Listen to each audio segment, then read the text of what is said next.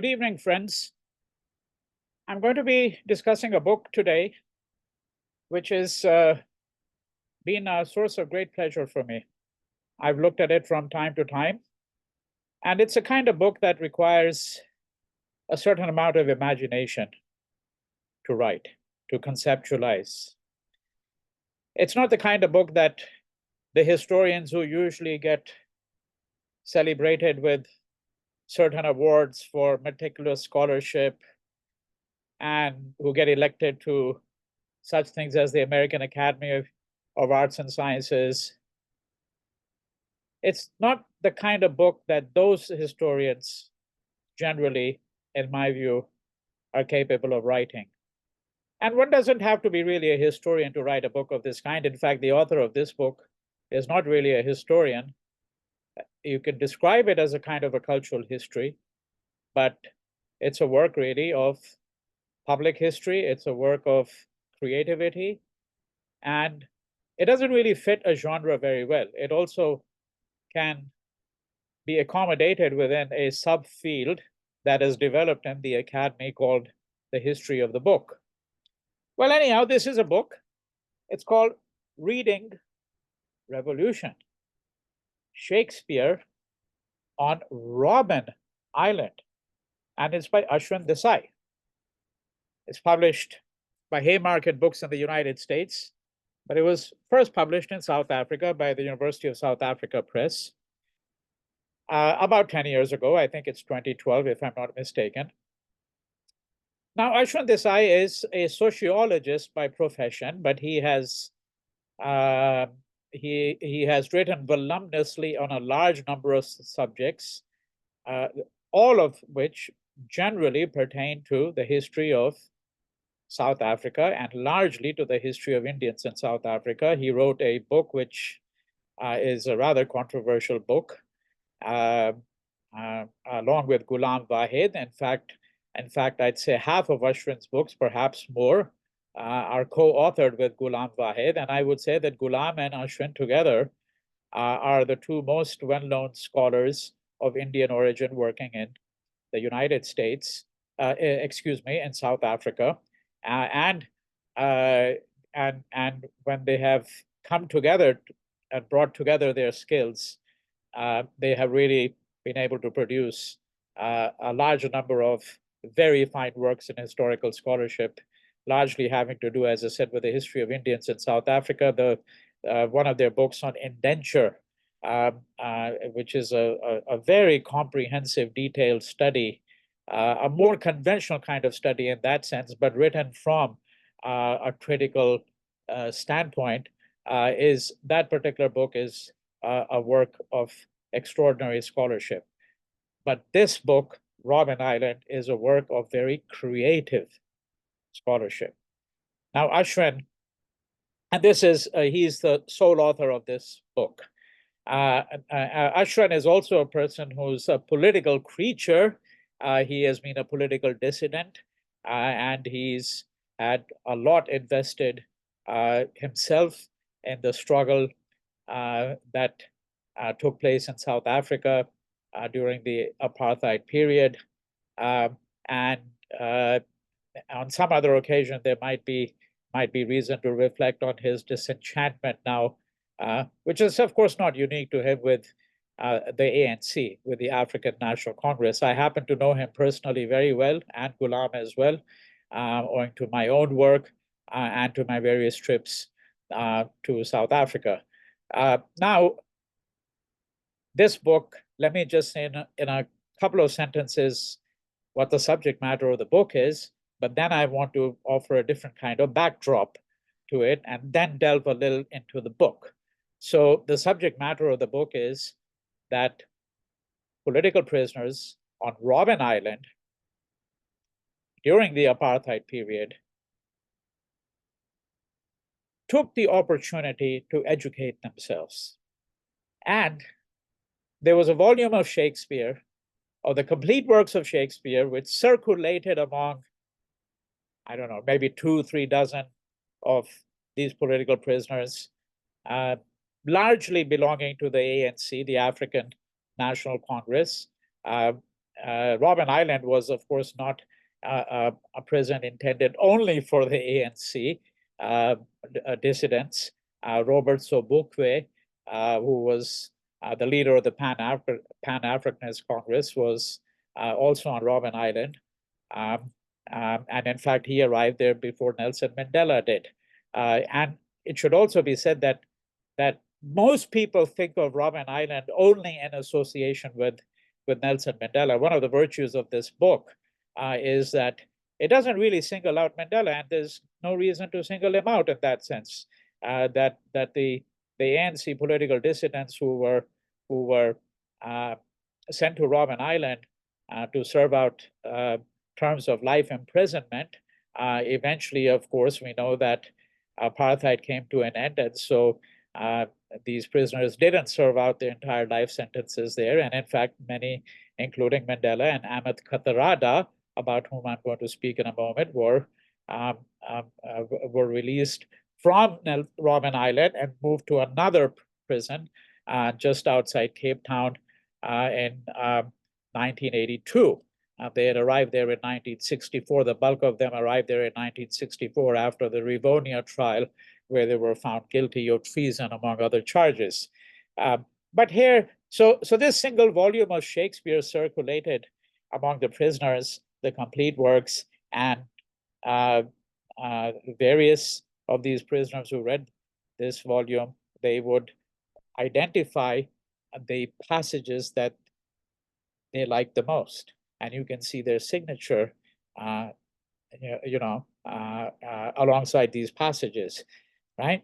And thus the subtitle, Shakespeare on Robben Island. But it's not literally just Shakespeare that he's talking about. He is talking about Shakespeare, and he's talking about what passages these prisoners liked. But it's really a book about books, and it's a book about thinking about the prison in a very different way. So I think that this is how one should begin to think about this book and its contribution. That when people think of prisons, right, the normative histories of prisons are written around punishment, deterrence, retribution, confinement, cruelty, and social death. Right? You get sent to a prison term. Ordinarily, you get sent to prison because you've been convicted of a crime. And we should be quite clear in our minds that political prisoners have always resented the attempt of the state to describe them as criminals, and rightfully resented it, because there's a distinction between a political offense and an ordinary crime, such as robbery, burglary, arson, or a heinous criminal offense such as murder or rape, right? The attempt, one of the ways in which the state attempts to mitigate the effect of political dissent is to brand political dissidents and prisoners as ordinary criminals. And that's what they're not, right? But when I say punishment, that the normative histories of prisons are written around punishment, among other things, typically what we associate the prison with is a site where a person has been sent because that person is being punished for a certain offense, and the person has been convicted and found guilty, and now is serving out a prison sentence. Right? The idea also is that this prison sentence will deter them. Punishment will deter them. Thus, this is what I mean when I said normative histories of prisons are written around punishment, deterrence, retribution, right? Revenge. Families are very often upset when prisoners are released before they have served out their term, because they think that, well, this is owed to them as the family of the victim, that they are entitled to retribution, right? Confinement, cruelty, and social death. And social death is a phrase which was made famous by Orlando Patterson in his book called Slavery and Social Death, written some 40, 50 years ago. He was a sociologist at Harvard, and there he was referring to the social death caused by slavery. I would suggest that prison is very often a form of social death. One reason it's a form of social death is because you're deprived of the company of people that you would ordinarily consort with, members of your family, your spouse, your siblings, your friends, your acquaintances, the people at work. It's social death. Because of the prison, you cannot hear the laughter of children. Right? You cannot hear children crying. You cannot see babies. Right? And all of this makes for something that we call, when you have children, when you have women, when you have families, when you have communities, when you have kinship networks, it all makes for a certain kind of social life. Now, slave prisons are very often a form of social death, which is not to say that prisons do not allow the possibility of creating a certain kind of community. And that is exactly what these people did on Robben Island. The prisoners who were sent there, they formed certain kinds of bonds with each other, a certain kind of brotherhood with each other. No question about that. But nevertheless, one should not obscure the fact that they are deprived of the company of family, friends, children, women, and so on, right? So normative histories of prisons are written around these tropes. Now, we do not think of the prison as the site of learning, as a university, as a place of personal growth, and indeed as sites of experiments with truth and nonviolence. Now, I will not speak to that last question of prisons as sites of experiment with truth and nonviolence. Of course, some of you may have well surmised that one of the things I had in mind was Gandhi's various prison terms. All told, I think he spent something like 7 to 8 years. And if you look at the collected works of Gandhi, you know that during these prison terms, he read widely. He read far more than he could in the ordinary course of life when he was up and about, going from place to place, being the head of a nationalist movement or anti-colonial struggle, right? And being at his ashram, he had a daily routine, really, of reading and writing. I think one can say that, but it was really during the prison terms that he was able to grow. And he always thought of prison terms as periods of rest, reflection, and recuperation, right? You recuperate. Right? So, so the way to approach this book, to get into this book, one has to approach it with the understanding that one has to think differently about what constitutes a prison, and that's and the notion that a prison could be a site of learning is really, in some ways, something that is, as I said, really foreign to most people. Now, there are other antecedents of the prison serving as a site of, as I said, of rest, reflection, opportunity to recuperate. Notice, of course, I mean, for Henry David Thoreau, it was not an opportunity to recuperate because he spent only one night in a prison cell. That became the occasion for a set of reflections, which was published shortly thereafter, right, on the duty of civil disobedience, a very, very famous essay. It's known by a few other names as well. Civil resistance is another name by which it's known, but generally it's published as On the Duty of Civil Disobedience. And this came out of his one night stay in a jail cell.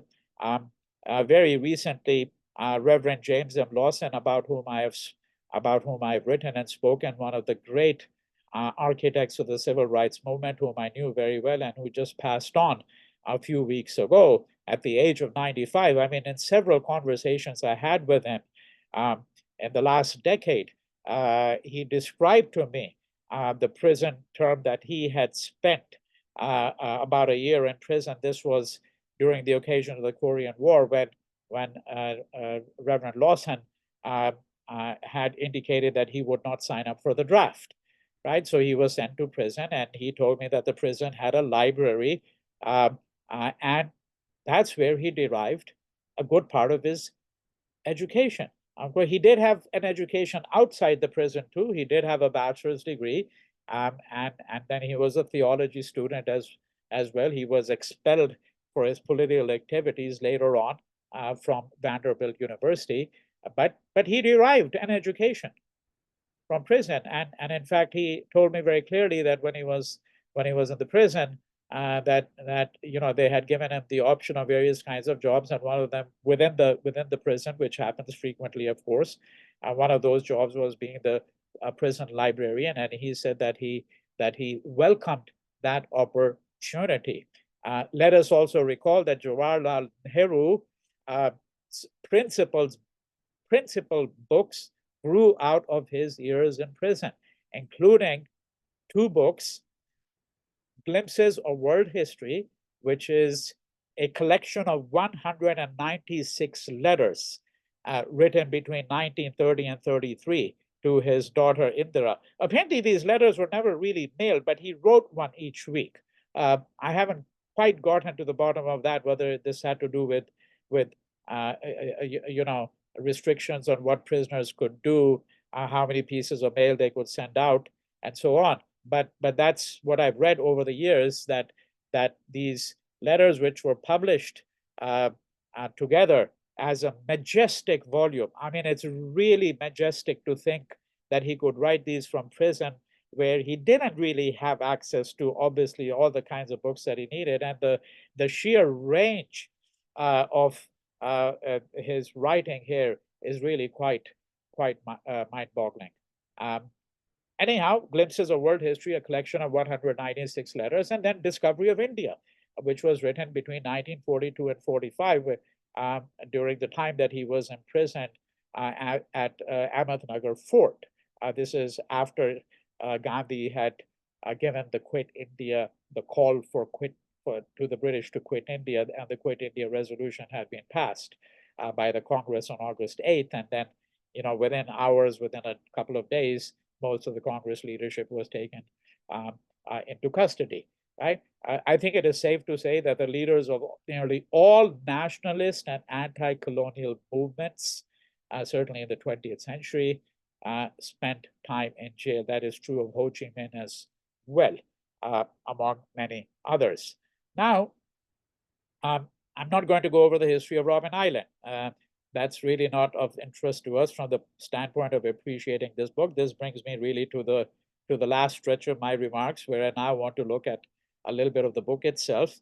And see, I think this talk is really intended to be a talk which provides the listener an opportunity to engage not only with this book, but engage with the wider conception of what learning means. The idea that learning is something that you acquire only at a university, this is a rather modern idea. There have certainly been universities in antiquity too, and sites of learning, which can be described as universities. But the modern university has, in a way, begun to exercise a monopoly on learning. That's one of the problems. And it's very instructive to think not only about people who learned in prisons, but to think about autodidacts. And of course, sometimes there's a convergence between the two, that many of these people in prison, in fact, were people who taught themselves, right? That was to some degree the case in Robben Island, but not entirely, because those who were better educated than the others actually taught the others. And they, in fact, discussed books while they were doing hard labor, when they were at the quarry at Robben Island.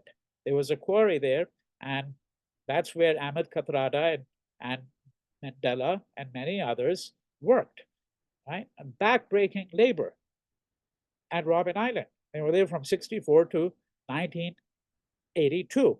And, and while they were working there, they would talk to the other prisoners who were at the quarry working alongside them, and they would discuss books and ideas. Right? All right. That's the context that we really have to think about. Now, I want to look very briefly, first of all, at Ahmed Kathrada. So Ahmed Kathrada he passed away a few years ago.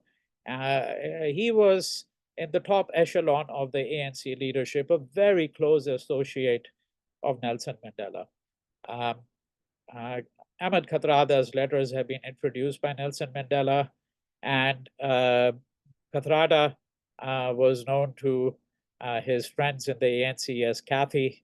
Ashwin Desai tells us in his book, Reading Revolution, he has a chapter on Kathrada where he describes him as the keeper of books. Okay, the keeper of books. This is a chapter which begins on page 41, right? Ahmed Kathrada, the keeper of books. And Kathrada was 35 years old when he began his life sentence on Robben Island in 1964. He had been involved in politics from a very early age. He is one of many Indians who played a vital role in the ANC. And we should remember that when Nelson Mandela appointed his first cabinet, okay, in free Black South Africa, Indians played a disproportionate role in that first cabinet. And that was Mandela's choice, because he wanted to also signal his appreciation of their contribution to the anti-apartheid struggle. This is apart from the question that there have been many times when there have been racial tension between the Indians and the Africans. But what is really remarkable, and that's what we should be focused on, is the fact that Indians played, I would say, a disproportionate role in the anti-apartheid struggle in some ways, although ultimately, of course, it is the struggle of Black people. That's what we should understand fully well, right? But Kathrada was one of many Indians who served out a prison sentence in Robben Island. Mac Maharaj, who is still alive, was one of the other Indians, again, a person who played a key role in the ANC and also in the post-apartheid period. Billy Nair, right? So one can reel off, I think, quite a few names if one wanted to. Now, there's something very interesting here which I want to refer to, which is that see if I can find the passage over here where Kathrada talks about how when he was sentenced to a prison term in Robben Island, this is what he wrote to his family. He said, "So when Ma or anyone else starts worrying about me, they must just imagine that I'm not in jail, but at university. That I'm not in jail, but at university. Only now can I fully appreciate how hasty and unwise I was to give up my studies 18 years ago. And if I wasn't in jail, I wouldn't have had an inclination to go back to the books. So please be very firm with all the children who are neglecting their schoolwork. Do not let them give up." Right? Then there's some very sweet passages of this kind interspersed throughout the book. And Kathrada talks about, how books were rationed. He also, by the way, had notebooks, several volumes of his notebooks, in fact, actually. And very often these were hidden within, larger volumes, including the Shakespeare volume, because in principle, prisoners were not allowed to have their own notebook where they could jot down observations. And there was also, once in a while, it depended on who the warden was, how friendly the warden was. Remember, we're talking about long prison terms here. He spent 18 years here in Robben Island. So some of them were more lenient than the others, with some the prisoner developed, or some prisoners developed a certain kind of relationship. Others are far more stern. Sometimes they would get a ball pen or two. And he talks about how all of these things were rationed, right? And then Ashwin Desai talks about the various kinds of passages that interested people like Kathrada. Now, here's a prior question. Um, a single volume, as I said, of the complete works of Shakespeare circulated among the prisoners. Why Shakespeare? Right? It's important to understand, incidentally, that they read other books too, but the Shakespeare volume was the beloved book for them. Right? And you might want to consider, of course, something like, let's say, The Tempest. You can see why, because why Shakespeare might have been attractive, simply owing to the sheer nature of his observation, the sheer power of his observation, the seduction of the language, right?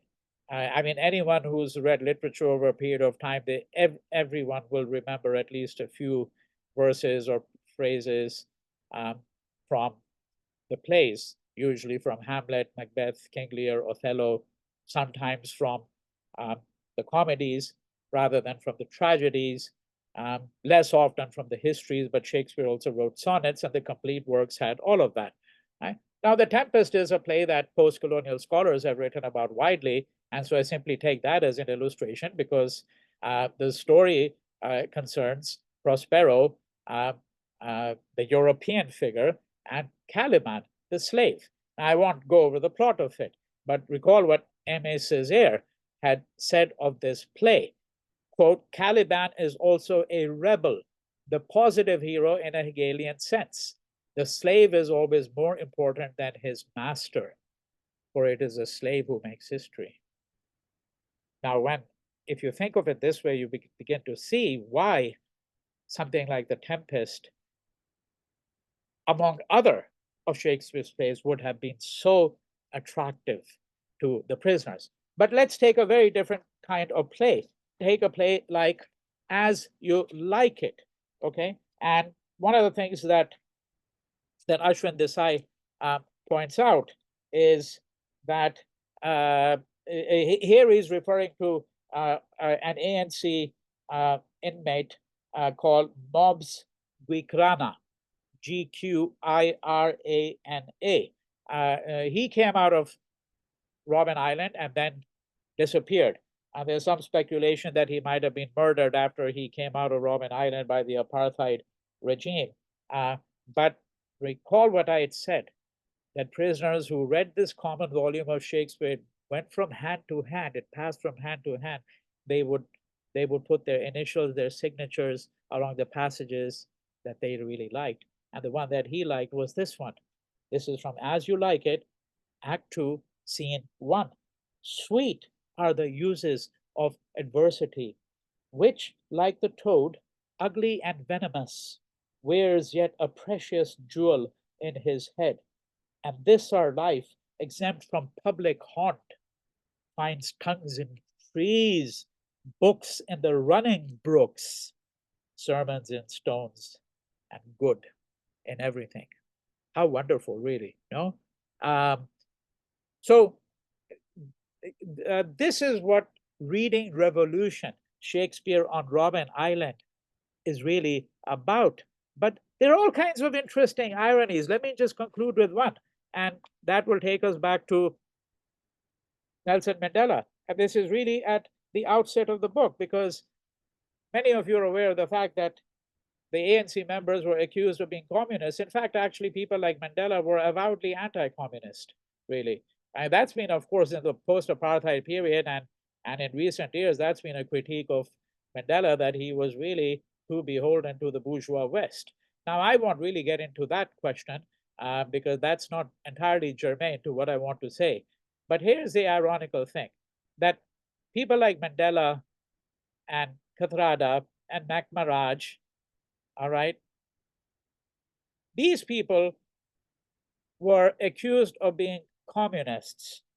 And the wonderful thing is, as Ashwin Desai points out, and he's in fact actually quoting another critic here, that the writers that Mandela was reading, okay, were not only Tolstoy and Dostoevsky, neither of whom, incidentally, one would describe as a communist, but largely English writers, Dickens and the English poets, including Wordsworth, Tennyson, Shelley, right? While the Afrikaner government was accusing Mandela of being a communist, he was studying not Marx, but their own heroes, right? He even read biographies of Boer War generals, which were in the library of Robben Island. Right? So I think that this is really, I would say, a wonderful book. And I want to just conclude with a quotation from Milton. Ahmed Kathrada copied this quotation down in one of his notebooks, which was published in 2008 by Wild Dog Press from Johannesburg. That notebook of Ahmed Kathrada, based on his reading, is called A Simple Freedom, published in 2008. And this is from page 84 of that. Okay. And this is what Milton said. Okay. John Milton, quotation from him in Kathrada's notebook. And Milton, of course, I'm sure all of you know, or most of you know, is one of the great English poets, author of Paradise Lost and Paradise Regained, also a defender of free speech. So this is what he wrote, Milton, that was copied down by Kathrada in his notebook. As good almost kill a man as kill a good book. This is not the kind of English that we're habituated to, right? Most people who are conversant in English may struggle a little bit with this first sentence. Who kills a man kills a reasonable creature, God's image, but he who destroys a good book kills reason itself, kills the image of God, as it were, in the eye. Let's think about those who burn books, right? You may dislike a book, but I think a book should never be burned, even if it's, let's say, the Manusmriti, right, which Ambedkar had burnt in a ritual gesture. We know what the Nazis did. They engaged in book burning, massive amounts of book burning, right? And we know that today in the United States, there's a kind of book burning going on because in the American South, in states such as Florida and Louisiana, huge number of books are being banned because they're viewed as being offensive to children, as having material which is unsuitable for young readers, right? Including books which talk openly about race, right? So let me now go back to the quotation from Milton. Who kills a man kills a reasonable creature, God's image, but he who destroys a good book kills reason itself, kills the image of God, as it were, in the eye. Many a man lives a burden to the earth, but a good book is the precious lifeblood of the master spirit, embalmed and treasured up on purpose to a life beyond life. Thank you.